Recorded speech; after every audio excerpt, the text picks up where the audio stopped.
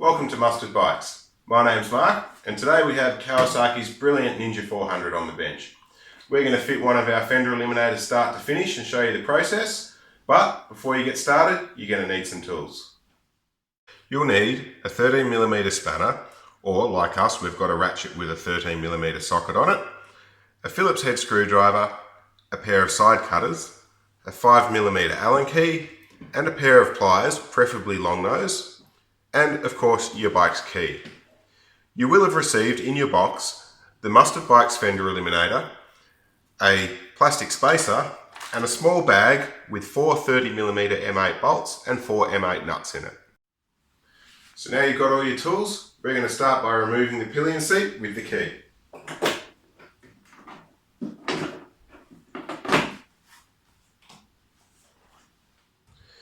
With the pillion seat removed, we need to remove this tray. We do that by removing these little R-clips with your pliers. There's one on each side. With the R-clips removed, we can pull out the pins that hold in the tray. Again, one either side, and then the whole tray will lift out of place. This gives us access underneath, where we can get access to the wires going to the rear fender. So just pull them out of this clip here and pull them up as far as you can. Now here's an important tip. This rubber cover, push that down as far as you possibly can. This will make your life a lot easier down the track. So we'll get that out of the way under there. And then you'll have access to these plugs here. So we unclip the black one, the grey one, and also this last one here, which is a black one of a different style. And then from there we can remove the rear fender. To do that, we need to remove these 4 bolts. We do that using the 5mm Allen key. We're just going to undo 3 of them, and we're going to leave the last one for a second.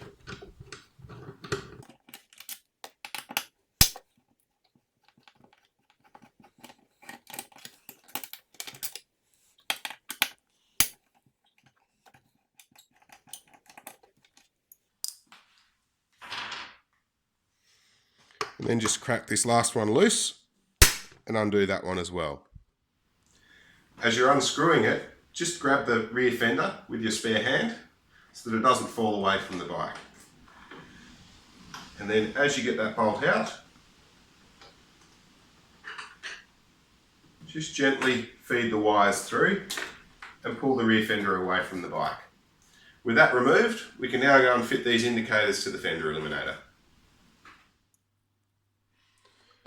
Turn the rear fender on its back, and then we're going to find these indicator wires and pull them all the way out. This is just going to give us a bit of room to work. So then to get the indicators off, we need a Phillips head screwdriver, and we need to take these little screws down here out. So there's a little bit of flexibility in the plastic here, so we're just going to pull them down a bit and undo that screw. Now these can be quite tight, so just be careful that you don't strip them. So we'll just unscrew all of that. And with the screw out, we can take this little locking plate out, and then using the screwdriver, we'll just flick out the backing plate, which is held in by the rubber. So we can take that out as well. So then with those 2 removed, we grab the indicator nice and firmly and just pull it out like that. Feed the whole thing through. Now obviously, it's the same process for both indicators on the opposite sides. With the indicators removed, we can now fit them to the Fender Eliminator. Just be careful that when you fit them, that you fit the same indicator to the same side as it was removed from on the original Fender. So we're going to start by feeding the wire through the hole, and then we've got to get this rubber through the eyelet here. Start with the small end of the rubber on the large end of the hole, and then slide it backwards. Then we just need to work the rest of the rubber through the hole, like that. Give it a bit of a wiggle, and then just make sure that all of the rubbers come through. We then take the backing plate and feed that back on. And that then gets pushed in behind these little rubber tabs.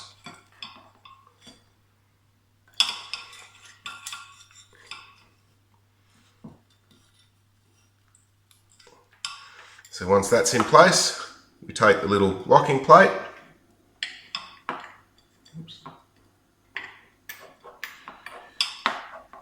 and the little screw, and screw that in place.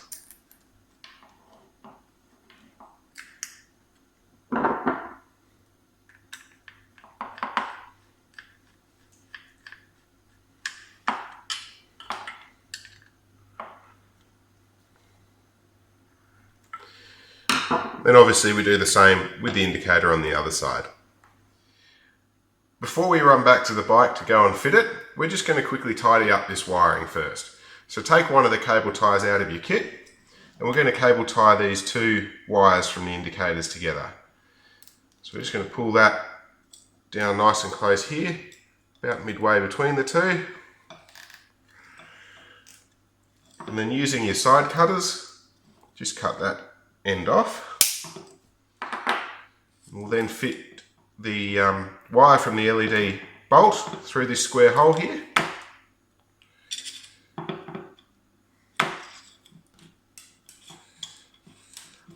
Followed by the two from the indicator again. And then we'll run those down into the back here. Then you'll see there's these two cable ties that have been pre-fitted. So we'll do them up over the wires.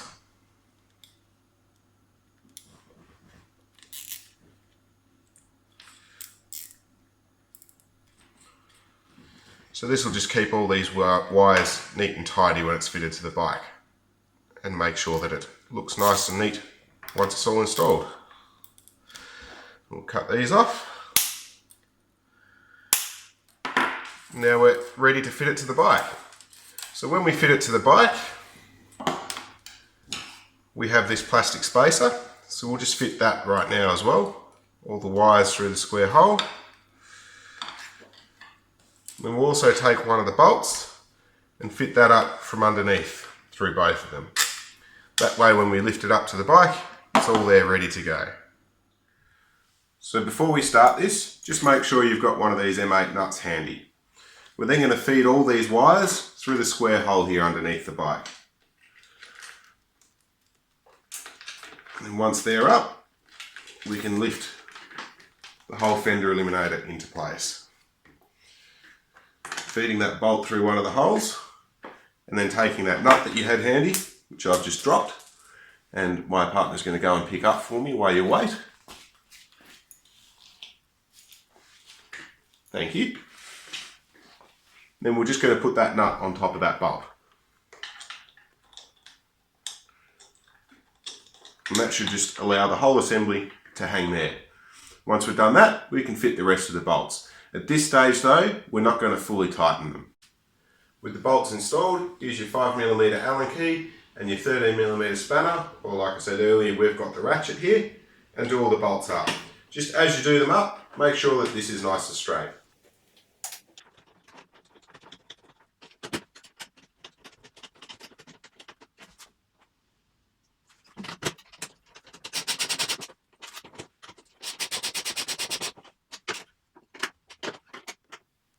So next up, we need to put all the wires back in place.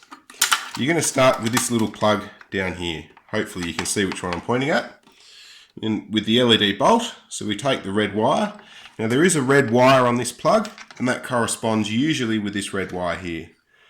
So we just slot that into the top terminal there, like that. And then do the same with the black one in the remaining terminal.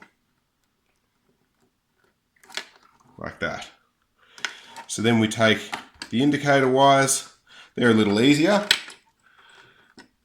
The grey plug goes with the grey plug, and the black plug here goes in the black plug. Then we can pull this plastic cover we tucked away earlier back up.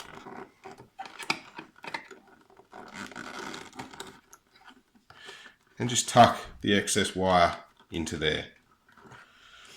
All that remains under here is to take this little tab here and tuck all the wires into there. So the easiest way is just to push that down and then push the wires into there. So tuck it all neatly in place.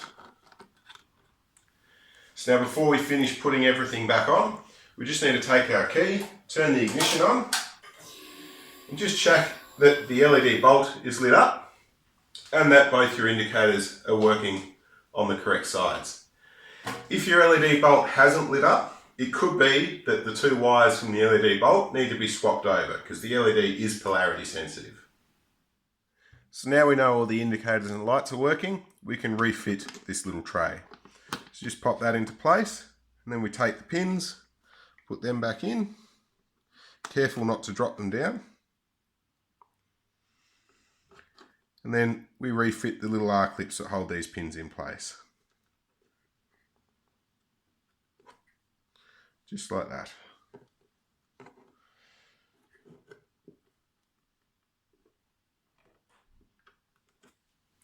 So the last step, refit your pillion seat. All that remains now is to fit your number plate and go for a ride. It's a wise idea after you've been for a few rides just to quickly check all the nuts and bolts and make sure they're still tight. We hope this has been an informative and helpful video, and if you haven't yet purchased our product or you did run into some issues and you need some help, you can contact us via the website at mustardbikes.com. And of course, if you're into your socials, give us a like on Facebook, send us a picture on Instagram, let us know how you went. Thanks for watching.